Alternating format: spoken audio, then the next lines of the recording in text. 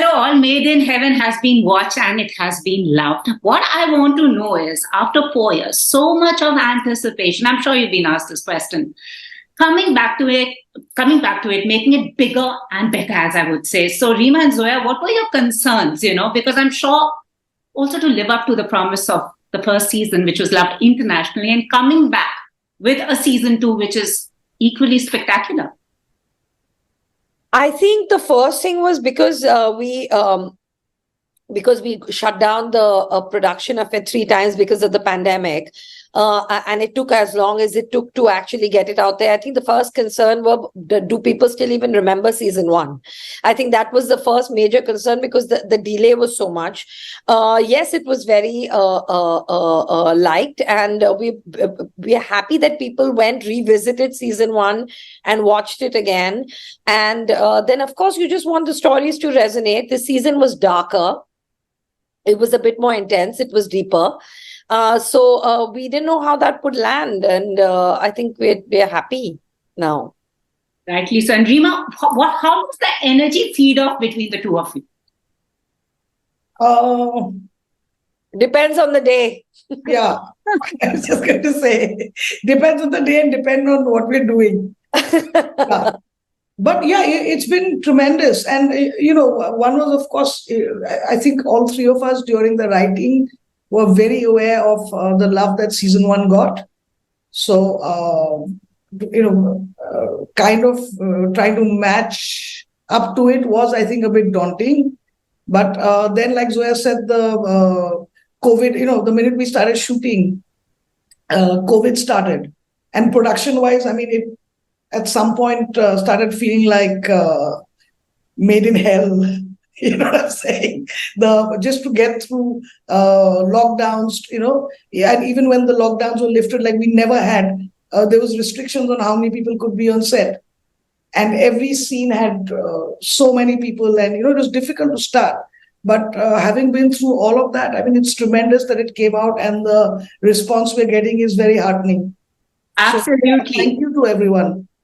I mean, made in hell, I'm sure a few couples do feel like that. Now, coming to Alankrita and Neeraj. Neeraj, it's beyond your thematic style, but absolutely loved it. And especially, the 5th episode where you managed, there was a traditional wedding happening and there also was that lovely Buddhist wedding happening. Firstly, what was it like coming on board and doing a wedding, centered story, which is so not your usual style? I mean, actually, that was actually the fear, because I have been pigeonholed into a certain kind of narrative, certain kind of milieu that I work with. And this actually felt like a lovely challenge, because it felt like, see, eventually you're all telling stories and your emotions remain the same. It could be it's the visage, it changes that, it's probably in this milieu or probably in this household. But at the end, storytelling remains the same. So I thought I wanted to experiment this and I wanted to go for it. And, although I thought that this as a challenge, but once I met these lovely women, trust me, it was, I think instantly I felt so comfortable, because we spent an entire day talking about the episode. And I remember how it all started also, because the writers had initially had a thought about talking about a member of the community who's gained a lot of social capital, who's gained a lot of recognition, who's gained a lot of respect around the world, but still has to face the prejudice. Akin to how Ambedkar also had to go through it when he'd come back to India after probably being the most well-read person in India right now. He came and he was expecting a lot of people, waiting for him with garlands. But he was actually thrown out of the lodge that he actually stayed in. That is the irony of the matter. So, and that was an interesting way, because, if you classically see always the gaze has been from a point of view of, a lot of, it also always talking about the oppressed, how poor they are, how marginalized they are, how they don't have any voice. And it's always a privileged caste savior who comes into the picture and becomes about them. So this was a refreshing gaze to actually put out a person, like how your privilege and your surroundings and your achievements still do not insulate you from the horrors of caste. That was the whole idea that they came up with. And when I came in, I narrated my whole life story to them. And I'm still, it's not like I have fully recovered, but the fear, I'm telling you, to put myself out there, because a lot of instances that they have taken from my own life, like when she talks about the Kumar thing, it's Yeah. actually me, because I have had Kumar as a last name. It's still in my passport. And every time I get asked, like, what's your full name? And I say my Neeraj Ghaywan, there is that scrutiny about the last name that we are so scared in the community. That it goes on, like it's the looks, and we have a radar to see these things. When people ask your name, they're like, oh, acha, it goes like that. And then the scrutiny begins. So which part of the country are you in? What do your parents do? Where did your parents originate from? No, you're from Hyderabad, but where are your parents from? And what is this last name? So you know that. And fear of that, I actually, and similarly, there was a point where on Twitter, at one point, I actually proclaimed and I said, this is who I am. This is my identity.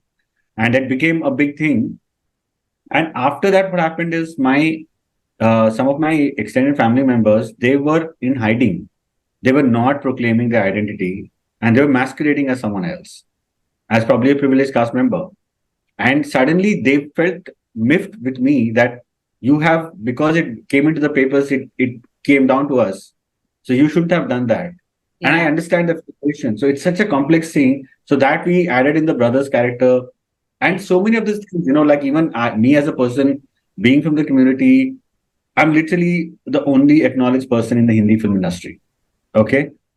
You can't imagine the weight that I carry, and also the responsibility that I carry. So it is, sometimes you also question yourself, am I overdoing it? I ask my friends, am I overdoing it? So those kind of, that's vulnerability is also, like, I think what they drew upon. So I put a lot of my life out there, and it is scary. No matter what you say, it is scary to put yourself, even in a good light. It feels like you're putting yourself, you'll be judged, you'll be criticized. But to True. see so much of love coming back, and so many people from around the world have written to me how they feel seen, how they feel heard for the first time, that is cathartic. I don't have another word.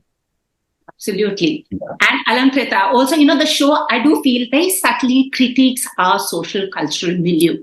I want to ask you, episode 2, I kept wondering, why did she go ahead and marry him? You know what I'm talking about. For those who haven't seen it, I don't want to let out anything. Did you also feel somewhere that maybe she should just walk out, or she should just go ahead with the wedding because the man says needs help? And every woman comes into a relationship saying, I'll change him, but it never does. So I kept thinking maybe what their marriage is like post. So, of course, the ideal situation is, first of all, that at the first instance of abuse or violence in a relationship, the woman should be like, I'm not going to take this. But we don't live in an ideal world. And I think we're all complicated as people. And, her backstory was that she did have some vulnerability. She didn't have a mother, etc. And he was able to manipulate her into a situation where where she felt that she really needed him.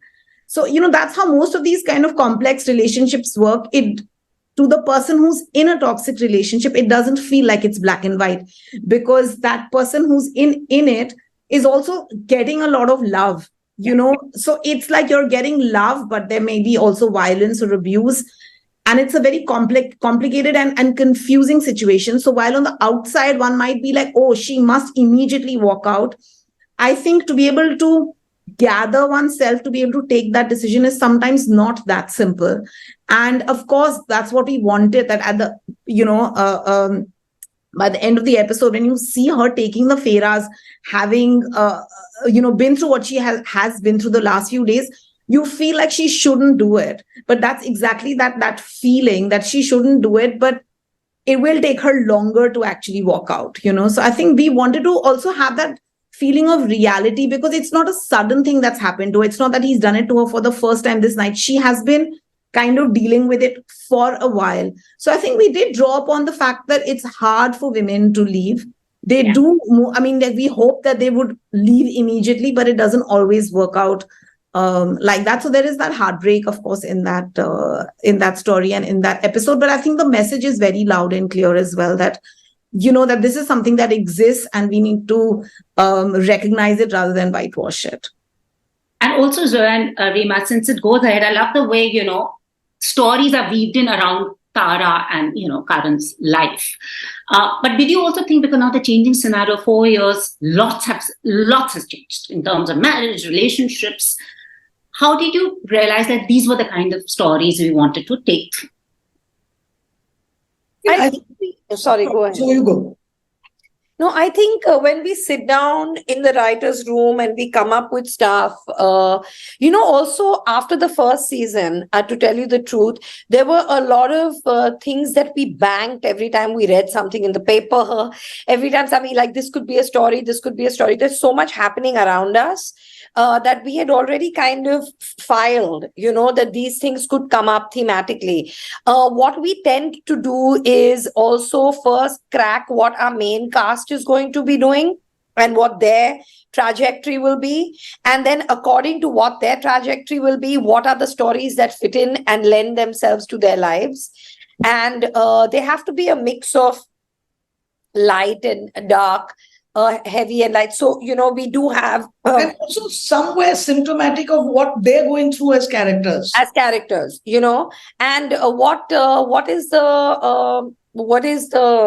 what's going on in the world right now, it's a mix of everything. But I think we take the lead of what we choose from what our lead characters are going to go through, I think.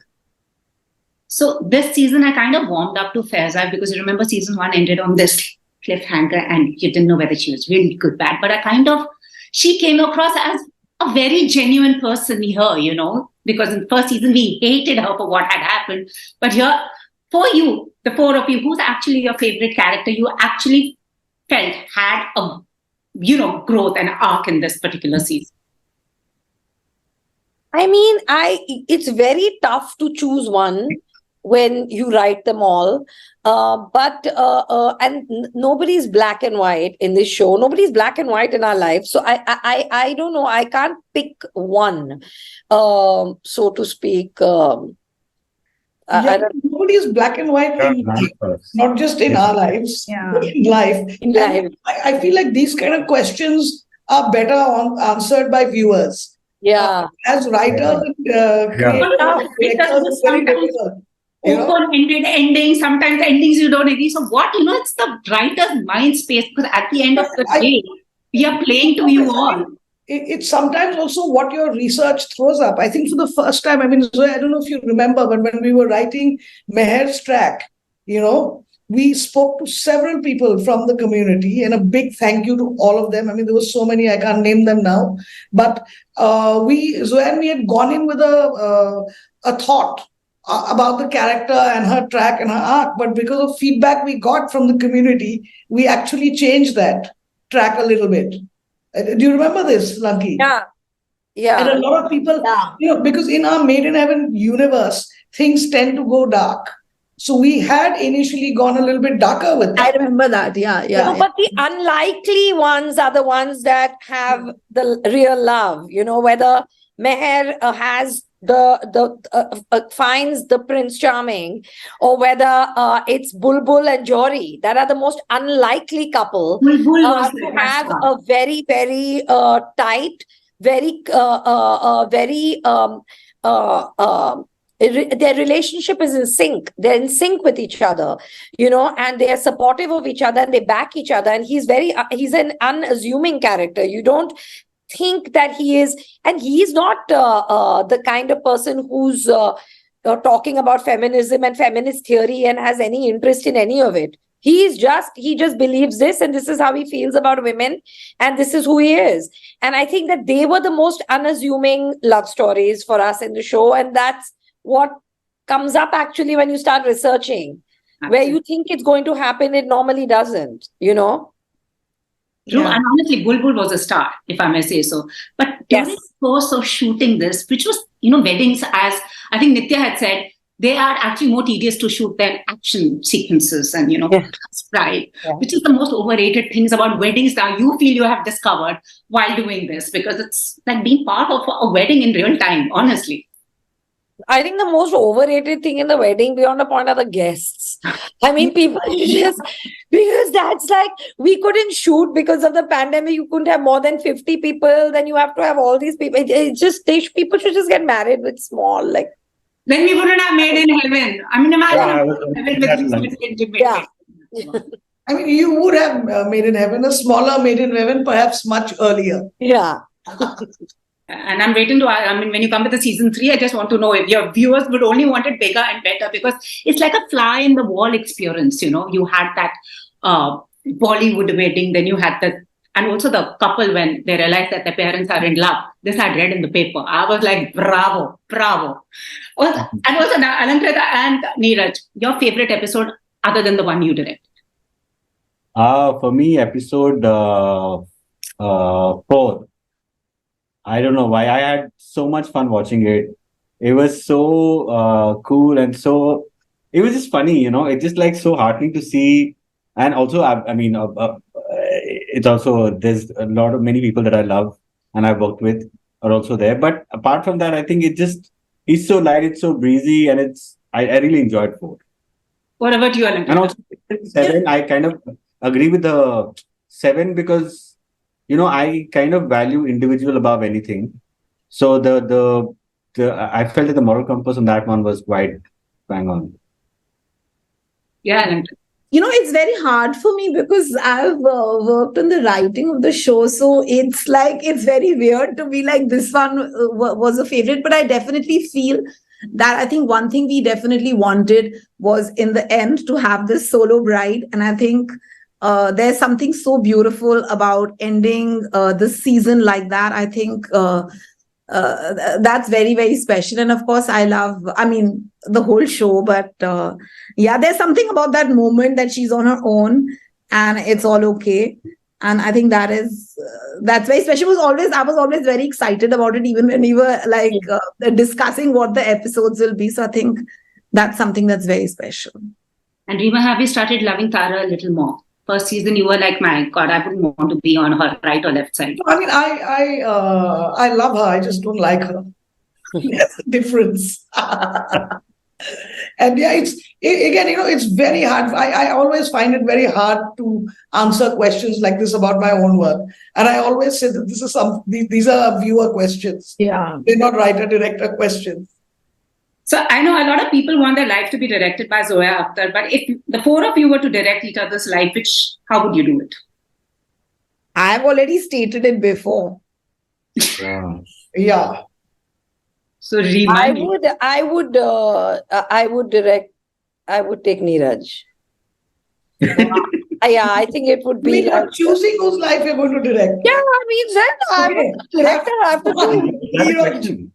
Have fun. Was that? You two knock yourselves out. wonder what that world will be like. That would be lovely. Zoya, please, biopic on Neeraj. Yeah. I take Neeraj's life. Wow. And Neeraj, what about you? Oh man, this is very, very tricky. Sophie's choice, like Zoya said earlier. Oh God, it's. Come on, you've been challenging yourself. Maybe you could direct Zoya's life. Oh yeah, actually, I would do that, but yeah, I don't think that'll work because if I direct her life, she's so. Yeah, I mean, I don't know what strangely I want to direct Alankrita's life. I would choose Alankrita as the director of my life because she let me do what I want. That's why. Yeah. Awesome. Thank you so much. Thank you so much.